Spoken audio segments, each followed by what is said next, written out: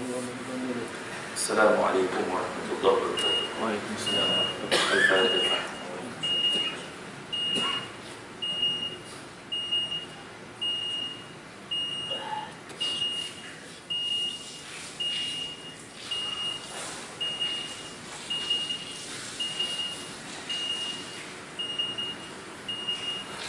Alhamdulillah rabbil alamin, bihi nasta'in.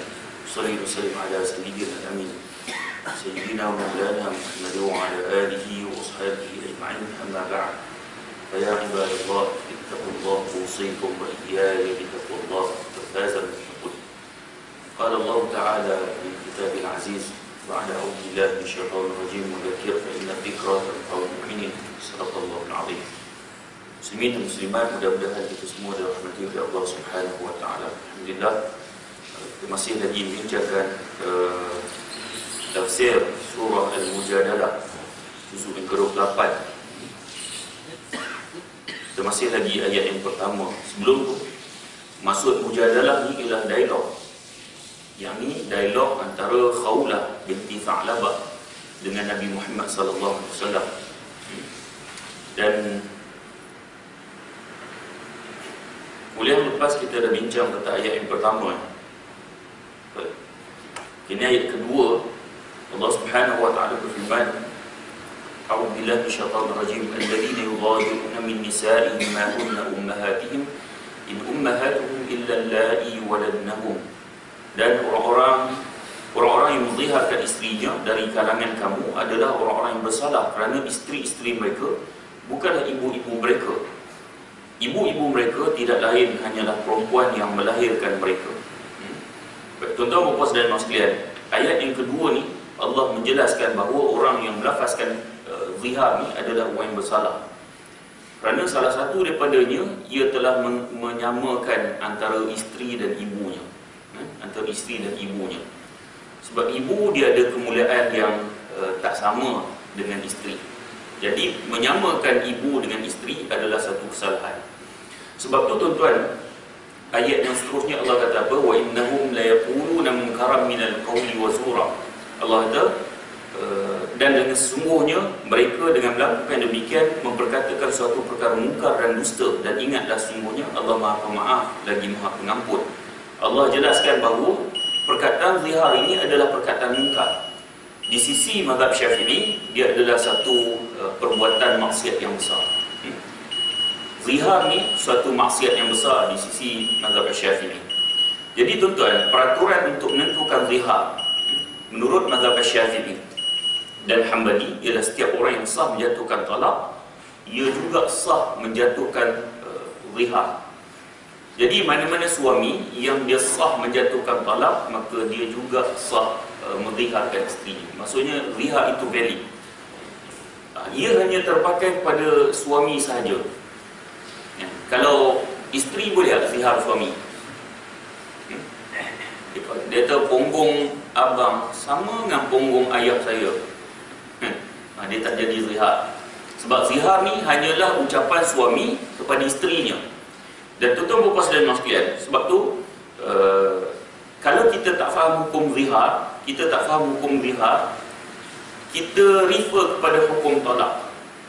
Zihar ni dia tak banyak beza dengan hukum talak. Hukum talak. Baik. Sebab itu kalau dia kata tuan-tuan, jumhur ulama melainkan Imam Ahmad mengatakan seorang isteri tidak sah menziharkan suaminya, kecuali Imam Ahmad kata isteri sah.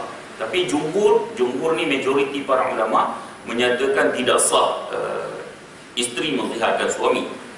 Adapun yang dibandingkan dalam lafaz zihar menurut mazhab Hanafi ialah setiap wanita yang haram kahwin dengannya, yakni mahram. Mahram bukan muhrim. Muhrim itu adalah orang yang pakai ihram. Orang yang pakai ihram. Mahram ni orang yang haram berkahwin dengannya. Mahram. Jadi menurut mazhab Hanafi dia kata setiap wanita yang diharamkan berkahwin dengannya untuk selama-lamanya dan sebab keturunan ataupun susuan perkahwinan seperti isteri kepada ayah atau salah satu anggota darinya yang tidak diharuskan lelaki itu melihat, seperti bahagian belakang dan perut, bahagian belakang badan dan perut. Ini sebagaimana mazhab Syafi'i yang mencualikan ibu susu dan isteri kepada anak-anak orang yang mengucapkan lafaz zihar. Kalau ikut mazhab Syafi'i, mazhab Hanafi, dia kata apa? Dia kata zihar ni hanya valid kepada kalau kita samakan dengan mana-mana yang mahram kita. Contohnya apa? Kakak kita, kakak kandung kita, adik perempuan kita.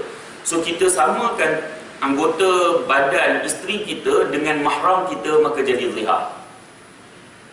Kalau kita kata kat isteri kita, punggung awak sama dengan punggung Mila jual nasi lemak kat simpang tu, itu bukan zihar. Itu bukan zihar, sebab dia bukan mahram. Bukan mahram. Cuma suami tu bermasalah, duk tengok punggung orang kenapa. Tentang berbual dengan mas dia. Jadi mahram ni sama ada keturunan, susuan ataupun perkahwinan. Kalau keturunan, mak, adik perempuan, kakak, itu sebab keturunan. Ataupun susuan. Susuan ni contoh, kita pernah dulu masa kecil pernah minum susu daripada seorang wanita dengan syarat 5 kali kenyang.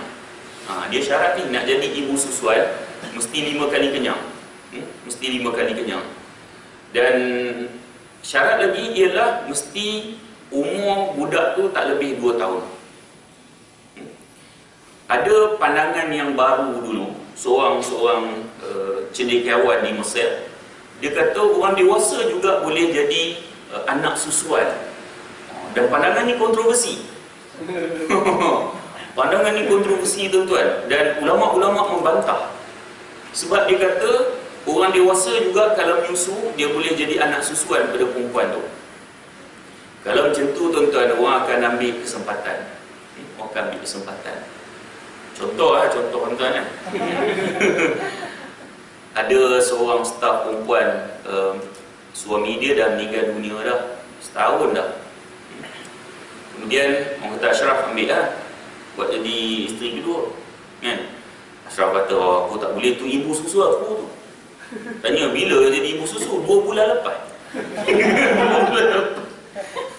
Jadi tuan-tuan, mana orang akan ambil kesempatan? Orang akan ambil kesempatan. Kenapa bawah 2 tahun? Kenapa bawah 2 tahun? Sebab bawah 2 tahun ni kanak-kanak itu makanan asasi dia. Dan makanan itulah menjadi darah daging dia. Kalau lebih pada 2 tahun, dia berhajat pada makanan tambahan yang lain. Tidak memadai susu tersebut.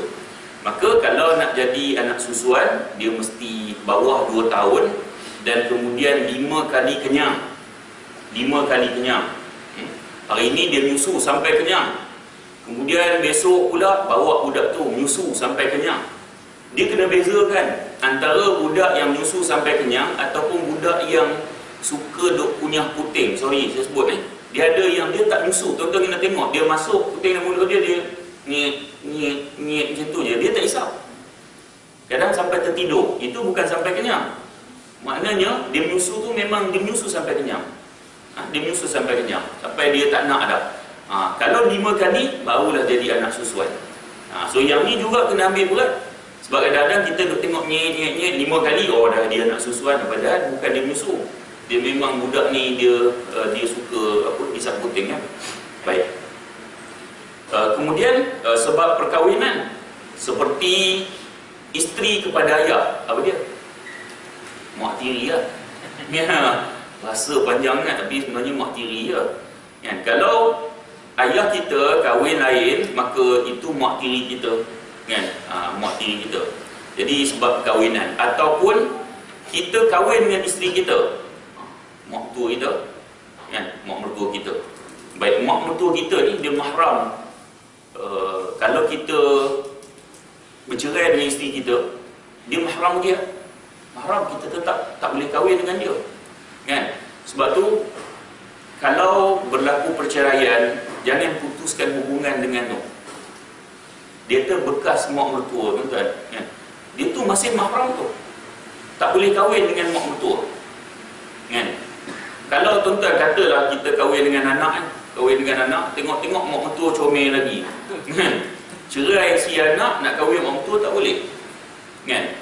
Ia tetap menjadi mahram disebabkan perkahwinan. Jadi kalau mazhab Syafi'i, dia kecualikan ibu susu dan isteri kepada anak orang yang mengucapkan lafaz liha. Apa dia? Menantu.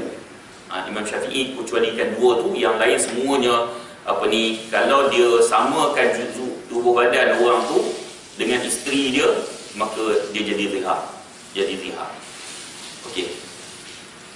Kemudian ayat yang ketiga, Allah Subhanahu wa taala berfirman, ayat ketiga, وَالَّذِينَ يُظَاهِرُونَ مِنْ نِسَائِهِمْ ثُمَّ يَعُودُونَ لِمَا قَالُوا فَتَحْرِيرُ رَقَبَةٍ مِنْ قَبْلِ أَنْ يَتَمَاسَّا ذَلِكُمْ تُوعَظُونَ بِهِ وَاللَّهُ بِمَا تَعْمَلُونَ خَبِيرٌ. Kata Allah, dan orang-orang yang menzihirkan istrinya, kemudian mereka berbalik dari apa yang mereka ucapkan bahawa istrinya itu haram kepadanya, maka hendaklah suaminya itu memerdekakan seorang hamba sebelum mereka berdua, suami isteri, bercampur dengan hukum yang demikian. Maka diberi pengajaran supaya jangan mendekati perkara yang mungkar itu, dan ingatlah Allah Maha mendalam pengetahuannya dengan apa yang kamu lakukan.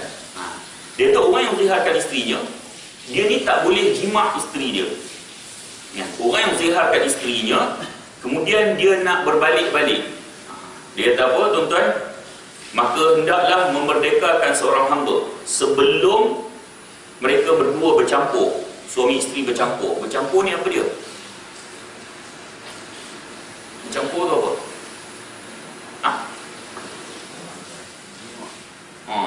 Tak jelas kan? Fiqh ni mesti jelas.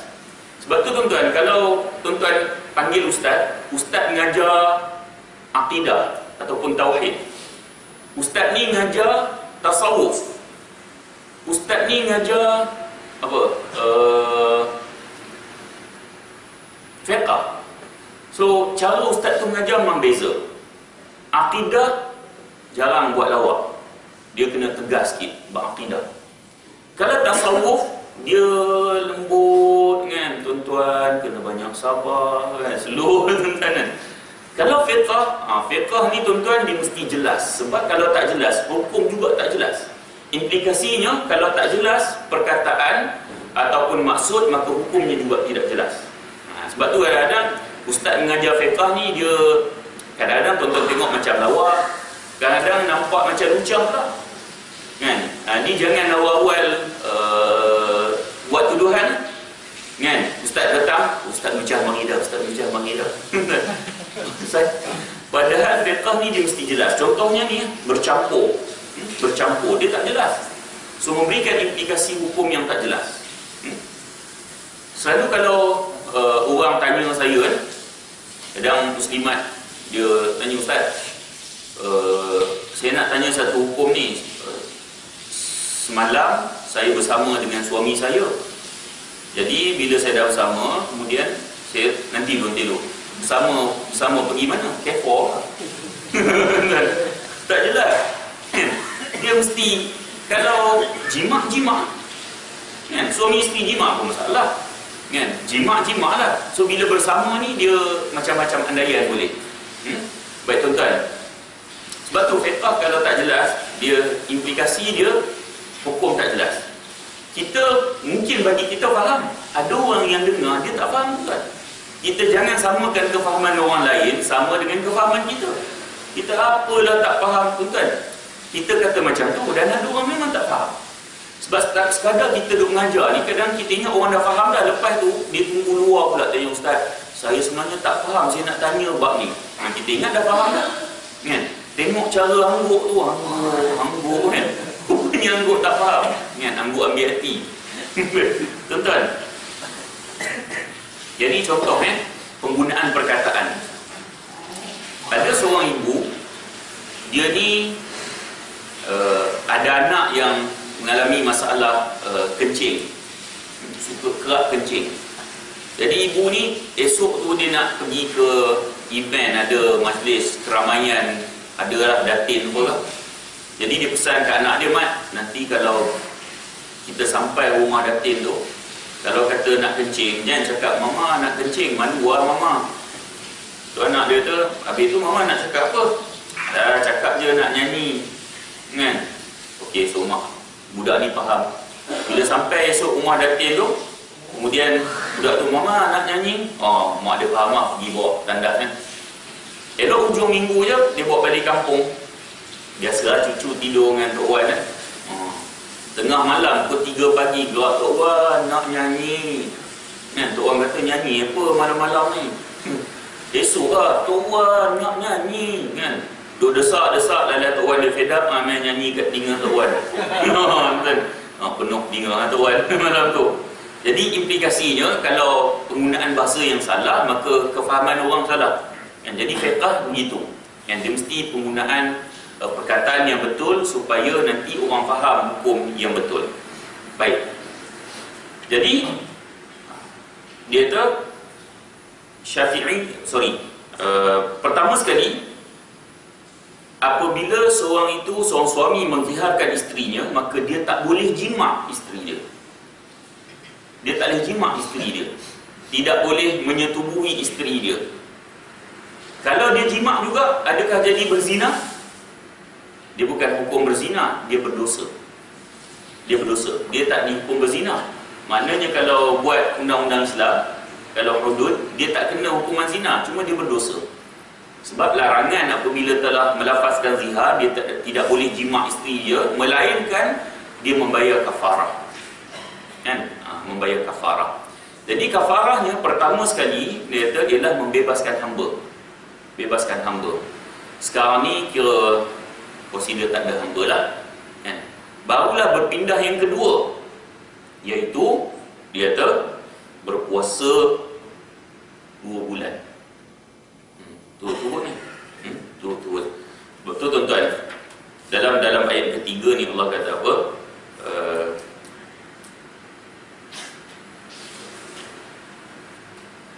فَمَنْ لَمْ يَجِدْ فَصِيَامُ شَهْرَيْنِ مُتَتَابِعَيْنِ مِنْ قَبْلِ أَنْ يَتَمَاسَا.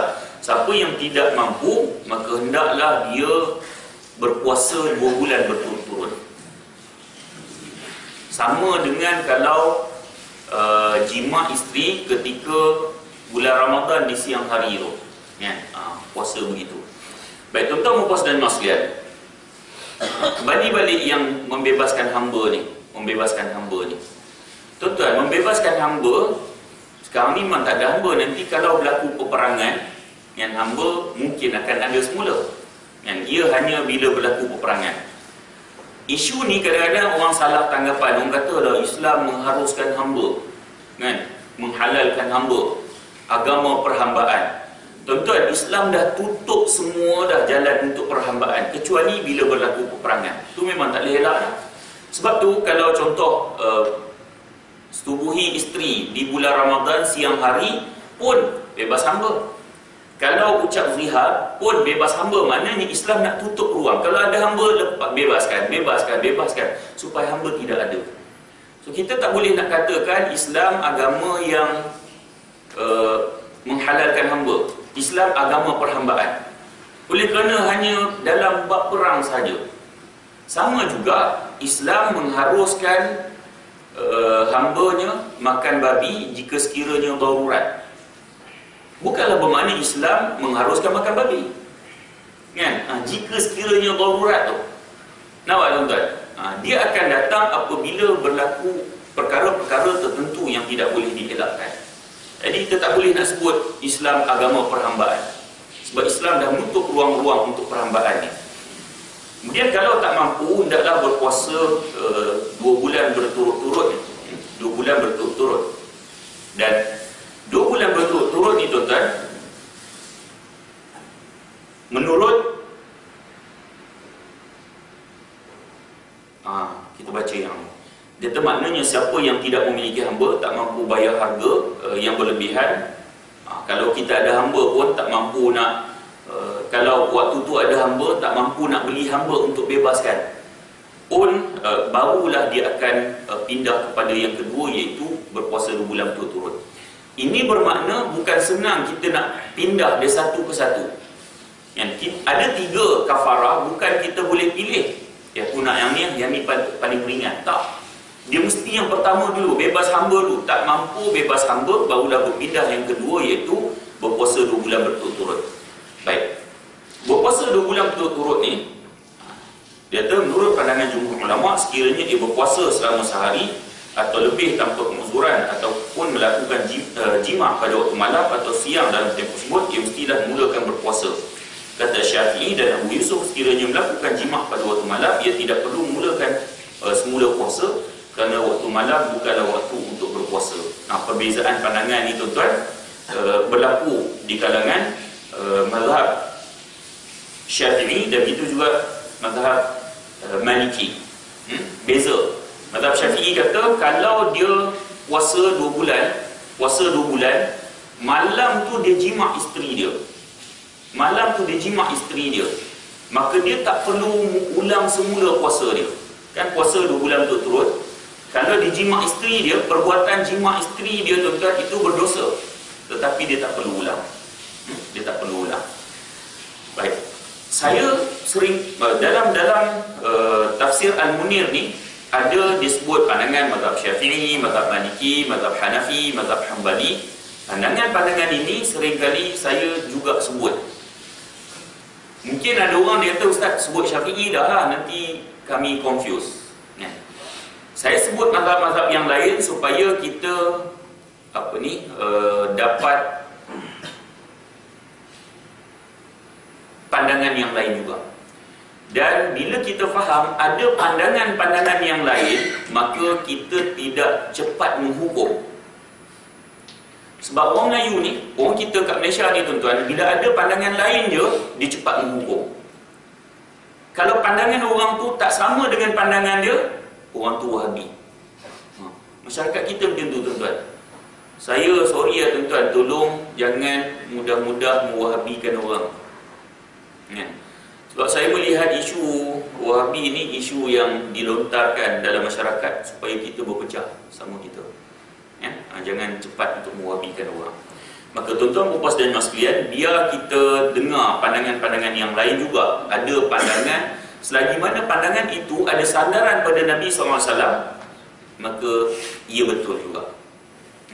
Sebab sandarannya pada Nabi, bukan pada Abu Lahab, bukan kepada Abdullah bin Ubay, tokoh munafik. Sandarannya pada Nabi. Maka kita berlapang dada. Berlapang dada. Biar saya sebut ada pandangan lain, tuan-tuan, dan kita tahu bahawa di sana, ada pandangan macam ni. Kita, bila kita tak pernah dengar pandangan macam tu, kita tahu orang ni sesat dah. Itu saya cerita yang angkat takbir tu semua. Dah. Yang niat tu. Terbalik. Sebab tuan-tuan, kita ni boleh jadi kefahaman kita macam tu kerana sistem pembelajaran kita. Sistem pembelajaran kita. Boleh jadi tok guru kita jenis macam tu. Mudah sikit-sikit nak mewahabikan orang.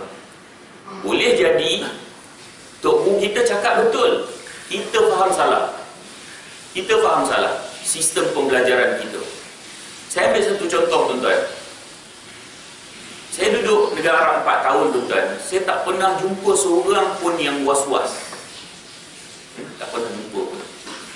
Tapi di Malaysia, Allah, was-was ramai. Ramai tuan-tuan. Penyakit was-was ni penyakit yang biasa kita tengok. Kenapa? Boleh jadi sistem pembelajaran kita. Salah satu daripada contohnya ialah niat ketika salat. Dalam mazhab Syafi'i ada, kalau kita angkat takbir tu tuan-tuan, kita mesti niat tu ada qasad, ada ta'awud, ada ta'yin. Qasad, ta'awud, ta'yin ni usalli fardhu dhuhri. Cukup tak qasad, ta'awud, ta'yin? Cukup tak? Cukup, maknanya benda tu tuan-tuan ada qasad, ada ta'awud, ada ta'yin. Maka tuan-tuan berpuas dan mas sekalian, jadi kita ni bila kita berniat, kita salah faham terhadap niat ni seolah-olah satu susunan kata-kata. Orang Melayu kan, sahaja aku sembahyang zuhur 4 rakaat mengikut imam kerana Allah Ta'ala, Allah Dia Allah tu, dia niat tu disusun. Betul? Dia niat ni ialah sepintas lalu. Sepintas lalu. Contoh, hujung minggu ni tuan-tuan nak balik kampung. Adakah tuan-tuan berniat nak balik kampung ni pada hujung minggu ini? Aku ingin balik kampung bersama dengan keluarga aku. Niat itu tak kan? Dia zas, dia lalu hujung minggu balik kampung. Lintasan tu berniat. Jadi tuan-tuan, masa kita angkat tu, saja aku semayang zuhur, itu bukan niat. Itu karangan pendek. Itu karangan pendek nama dia. Kan? Jadi tuan-tuan, sebab itu takbir kita jadi panjang melampau. Dan kalau dia terputus sikit, tak jadi ya. Start enjin tak hidup. Tuan-tuan, tak jadi ya. Sebab apa? Sistem pembelajaran kita macam tu. Sebab tu tuan-tuan, yang betulnya kan, Nabi kata sallu kama raaitumuni usalli. Nabi kata pada sahabat, kamu ni salat seperti mana kamu lihat aku salat. So Nabi tuan-tuan, Allahu Akbar, kan senang. Orang Melayu buat macam mana tuan-tuan? Dia buat ni ikut Nabi ke tak? Kan? Allah. Ni nak khusyuknya pasal. Semalam saya ngajar bab ni dekat surau tu, ada orang tua dia nak khusyuk. Ustaz, tuan-tuan, khusyuk tak khusyuk ni kena ikut cara Nabi ke? Kalau kita buat sesuatu tu untuk memperoleh khusyuk, tak ikut Nabi, tak kena. Kalau kita nak khusyuk, kita mesti buat macam tu. Allahu Akbar. Kita ingat apa? Dengan cara tu saja saya boleh khusyuk. Boleh tak? Tak boleh. Tak boleh. Kita nak pandai-pandai dengan cara tu, kita rasa kita lebih khusyuk. Tak boleh. Sebab Nabi ajar macam lain. Nabi Allahu Akbar. Yang senang. Tak kira lah ada pandangan kata yang tangan ni tak telinga, ada kata kat dada, itu bukan isu dia. Tetapi Nabi angkat dan Nabi bertakbir begitu. Kan? Kita ni Akbar. Dulu pernah belajar silat pulut. Pelik tuan-tuan. Allahu Akbar. Teringat saja dia buat macam tu. Tak. Sebenarnya dia berjaya tangkap niat dia. Betul tuan-tuan, orang Melayu macam tu. Dia Allahu Akbar. Asyik baik dapat. Tangkap niat. Sebab apa? Dia susun tu susah. Susun tu susah dah. Bila dia dapat tu dia buat hati. Kan? Tu tak kira hak jadi Ultraman ni. Fire dulu ni. Sebelum takbir kan. Allah, fire dulu. Baru turun takbir. Maka tuan-tuan, perbuatan-perbuatan ini tidak berbetulan dengan yang Nabi buat. Tak berbetulan dengan Nabi buat. So tuan-tuan, sebab tu kalau kita tengok Imam Masjidil Haram, kan, Imam Masjidil Haram, dia takbir macam mana? Senang kan? Allahu Akbar. Senang kan? Tak susah pun. Tak nak ke Imam Wahabi. Tak apalah, pergi ke Jordan, Imam besar Jordan macam mana? Sama ke? Allahu Akbar. Sama tak? Tak nak Jordan mazhab Hambali, kan? Pergi ke Syria, sama tak? Allahu Akbar. Kan? Tak nak Arab semua tak boleh pakai. Ni Turki, Imam besar Turki. Allahu Akbar. Semua ikut cara Nabi buat. Hak kita ni, hak lebih-lebih tu cara siapa? Allah. Cara siapa? So start pada hari ini, betul kembali. Kan? Hak mana, hak mari silang apa semua tuan-tuan, betulkan balik. Ikut cara Nabi. Ya? Ikut cara Nabi. Sama juga kalau kita belajar yang usalli kan. Usalli ni dari mazhab Syafi'i, dia sunat. Dia pengukuh kepada niat. Namun tuan-tuan, yang sebetulnya niat yang dalam hati. Yang usalli itu hanya pengukuh.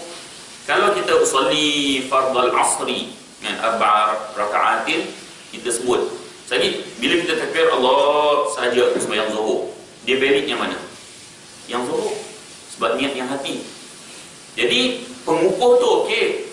Cuma tuan-tuan, jangan sampai kita ganggu orang. Jangan sampai usalli tu mengganggu orang. Sebab tuan-tuan, Nabi ajar bila imam bertakbir, makmum kena mengangkat takbir. So So bila imam Allahu Akbar, makmum kena terus Allahu Akbar. Dia kena terus mengikut imam. Jangan bila imam Allahu Akbar dia main usalli fardal. Orang sebelah dah angkat dah takbir, dia duduk usalli lagi. Jadi usalli bila waktu imam usalli, kita usalli. Bila imam angkat, kita pun ikut angkat takbir selepas imam. Selepas imam. Tu tak kira usalli yang duk ganggu orang ni. Tak usalli duk ganggu orang. Usalli 5 kali usalli tuan-tuan. Usalli angkat, tak ada turun bawah. Usalli angkat, turun bawah. Duk main usalli je tuan-tuan, tak lepas. Kita kalau sembahyang sama-sama orang Melayu, bila kita usalli, orang Melayu sebelah kita dia dengar apa? Usalli ke? Sebab dia tak terjemah. Kalau kita sembahyang kat UIA, sebelah kita orang Arab, bila kita usalli tu, dia terjemah. Dia terjemah sebab tu bahasa dia. Dia dengar apa? Dia dengar, tak apalah, bahasa hak kita, bahasa lama ni sahaja aku sembahyang. Bahasa hak kita, kalau kita sebut bahasa barulah, usalli ni aku nak sembahyang. Jadi Arab sebelah kita ni dia dengar kita sebut usalli, dia dengar aku nak sembahyang. Tuan-tuan bayangkan kita dah ulang 3-4 kali, aku nak sembahyang. Oh Allah, aku nak sembahyang. Allah, turun balik, aku nak sembahyang. Kan? Arab tu kau nak sembahyang. Kau dah cerita ke orang apa? Kan, aku nak sembahyang, dia ulang kan. Ni masalah kita tuan-tuan. Kan? Sebab tu nak tahu niat tak berniat, kan Nabi kata innamal a'malu binniyat, bahawa sesungguhnya setiap perbuatan itu didahului dengan niat. Ini bermakna setiap perbuatan tu dia dah memang dahului dengan niat dia. Betul komen Imam Nawawi dalam membahaskan niat dalam solat ni memang berbeza. Tapi tuan-tuan, sebab tu kalau kita tengok di negara yang mengamalkan mazhab Syafi'i, imam-imam besar dia pun solat sama, tak macam hak kita, hak dah terseleweng pandangan kita, kefahaman kita. Kan? Jadi tuan-tuan nak tahu dia dah salat, dia dah niat atau tidak, tuan-tuan, bagi orang yang was-was ni, tuan-tuan buat benda ni. Dia Allahu Akbar, tak ada turun. Allahu Akbar, tak ada dia turun. Kali ketiga bila dia angkat takbir, tuan-tuan tangkap tangan dia. Kan? Tuan-tuan tangkap tangan dia. Tuan-tuan tanya, ni pakcik nak buat apa ni? Nak buat apa ni? Dia tak, aku nak sembahyang lah. Sembahyang apa? Sembahyang zuhur lah. Tuan-tuan, kalau tuan-tuan tanya sampai habis berapa rakaat ikut imam ke tak, dia boleh jawab. Dia boleh jawab. Maknanya dia dah berniat atau belum? Ya, dia dah berniat. Kerana dia sedar apa yang dia buat. Kalau dia sedar apa yang dia buat, dia telah pun berniat. Kecuali kalau kali ketiga tu, tuan-tuan tangkap tangan dia, tuan-tuan tanya, pakcik nak buat apa ni? Astaghfirullah, aku tengah bawa lori ke apa ni? Yang tu tidak berniat. Kalau macam tu tidak berniat. Tapi agak-agak tuan-tuan, kalau hak was-was 3-4 kali ni, agak-agak dia dah berniat belum? Dah. Tuan-tuan, tetapi dia yang menyusahkan agama dia sendiri. Kan? Baik, tuan-tuan mupas dan mas sekalian. Sebab tu bila orang yang was-was ni, dia cerita orang was-was. Orang was-was ni tuan-tuan, dia menyusahkan diri dia. Menyusahkan diri dia. Islam, tuan-tuan, was-was ni kan, tengok surah An-Nas. Kan? Syaitan yang suka mewas-waskan manusia. Syaitan yang suka mewas-waskan manusia. Jadi dia memang nak kita ni was-was. Angkat takbir, Allahu Akbar. Kau ingat tak tadi? Kau niat zuhur ke asar? Kau niat asar tadi? Dia turun. Tuan-tuan tengok orang was-was ni. Orang was-was ni keadaan dia hampir sama je. Bila dia turun tangan tu, dia macam fras. Dia macam fras. Sebab apa? Dia layan syaitan. Dia layan syaitan. Kau tak ingat ke? Kau cakap tadi zuhur apa asar, bukan zuhur dia. Dia fras. Sebab tu tuan-tuan, di Ceras ada orang cerita salah seorang orang muda ni, dia kena penyakit was-was ni. Tuan-tuan, saya tak pernah jumpa dia. Hari tu bila saya sampai lewat kali pertama, saya jumpa dia tuan-tuan. Dia pun lewat juga, dia jadikan saya imam. Dia suruh saya imam. Saya tak tahu budak ni was-was ni. Saya pun Allahu Akbar. Dia usalli, Allah. Tak ada turun. Habis Fatihah saya, sudah budak ni dah. Tuan-tuan, habis Fatihah tak masuk lagi. Saya ingat mungkin saya masuk surah, dia akan habis, dia berjaya masuk. Tuan-tuan, habis surah, saya rokok, saya sujud, tak masuk lagi tuan-tuan. Naik rakaat kedua, habis baca Fatihah, tak masuk lagi. Saya baca Alam Nashrah lepas tu. Bila Alam Nashrah yang ayat last sekali tuan-tuan, dia pun Allahu Akbar. Berjaya juga akhirnya tuan-tuan.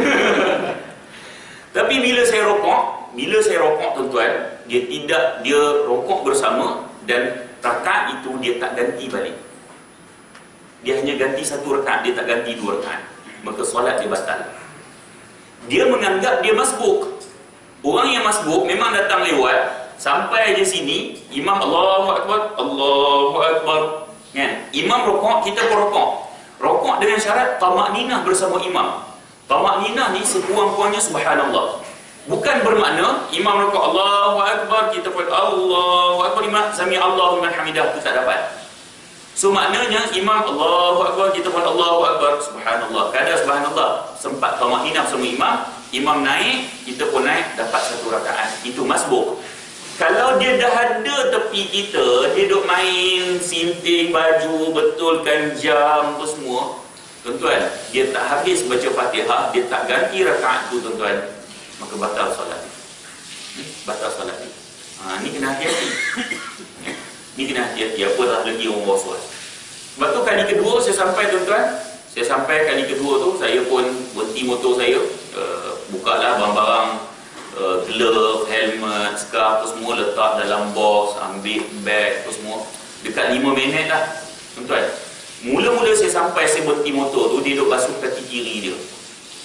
Saya dah selesai buat dalam box semua tuan-tuan, nak masuk masjid, dia masih lagi basuh kaki kiri dia. Kat 5 minit basuh kaki kiri, ambil uduk tuan-tuan. Ambil uduk. Tuan-tuan bayangkan kalau dia mandi wajib, mau sejam tuan-tuan. Ni keluar tandas ni, duk tepuk ni, air masuk telinga. Ni pahit pun macam tu. Tuan-tuan, kita mungkin dengar lawak, tapi bagi orang yang was-was, dia akan datang benda macam tu. Ni dalam-dalam ni tak kena air ni. Dia sanggup buat tuan-tuan. Sanggup buat. Minggu lepas ada saya mengajar di Ampang, ada seorang budak tuan-tuan. Dia tahu, Ustaz, macam mana saya ni kalau saya jalan, kalau situ ada kesan tapak kaki anjing, saya tahu sudah. Ni saya tahu lah, memang kena penyakit was-was kalau macam ni. Dia tak ada kalau apa semua tuan-tuan. Sebab tu dia dalam fiqh mudah. Selagi mana pakaian kita tidak dilihat kena najis, maka tidak dikira bernajis. Itu fiqh. Saya masa duduk di kamp Sungai Ara tu, Dua Melayu. So kamp surau ni dia dekat dengan balai pengawal. Jadi bila orang azan ni, kalau ada anggota duk nak keluar pergi bandar, saya mai sini dulu. Mai sembahyang dulu, kau nak pergi mana? Nak pergi bandar tuan. Mai sembahyang dulu. Dia tu ni seluar kotor lah. Saya tekuk kencing dalam seluar ke? Tak, tadi kot-kot. Duk main kot-kot. Dia dalam fiqh tak ada kot-kot. Kot-kot saya duduk tadi ada bekas kesan anjing, dia dalam fiqh selagi najis tidak dilihat kena seluar, maka tidak dikira bernajis.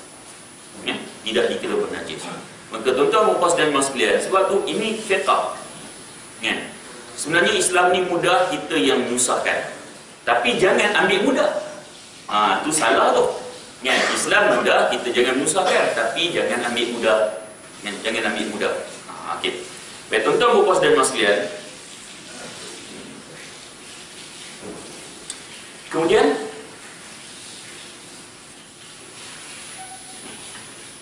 sebab tu bila saya sebut ada pandangan-pandangan yang lain, supaya kita faham di sana ada pandangan yang berbeza. Kalau kita ada kefahaman begitu, kita tidak mudah untuk tuduh orang lain sesat ataupun salah.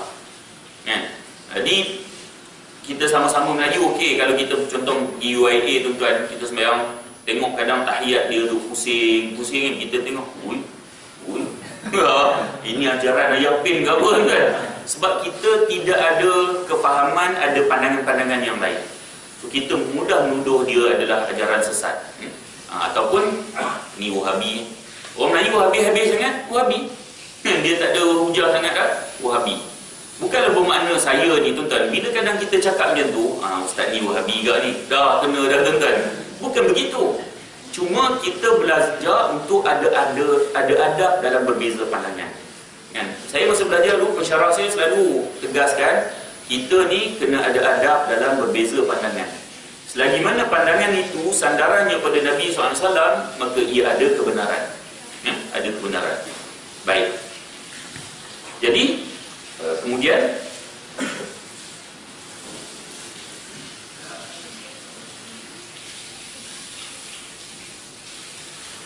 faman lam yastati' fa yut'amu 60 miskina, dan siapa yang tidak sanggup berpuasa ataupun tidak mampu berpuasa, maka hendaklah dia memberi makan 60 orang miskin.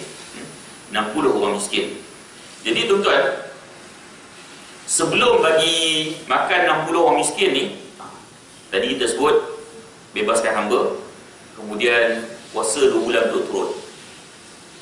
Nak sebut sikit yang puasa ni tuan-tuan. Puasa ni, contoh dia kata, kalau puasa tu kita ambil 1 hari bulan, 1 hari bulan, contoh bulan Muharram, kita tak ada masalah bab ni. Habiskan bulan Muharram dan habiskan bulan Safar, tak ada masalah.